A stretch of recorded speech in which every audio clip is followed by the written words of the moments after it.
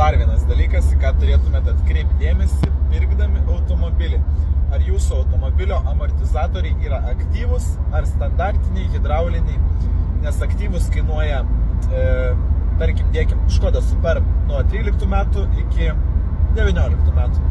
Kainuoja aktyvus 700 eurų, neaktyvus kainuoja apie 100 eurų. Vienetas. Kaip tai atpažinti? Jeigu aktyvus, yra Sport Comfort režimai. Jeigu nėra Sport Comfort režimo, yra paprasti amortizatoriai. Kitiems modeliams rekomenduoju pasitikrinti pagal VIN kodą, kokie yra iš tikrųjų. Nes remontas brangus. Klausimas, ar verta pirkti su aktyviais? Manau, kad neverta, nes didelio skirtumo nesudaro. Superbas nėra skirtas sportui. Tai kam to reikia? Tiesiog pinigų švaistymas niekur. Tarp kitko, šios amortizatorius taip pat galima restauruoti. Restauracija kainuos maždaug 350 eurų. Tai va, tiek žinių, sėkmės.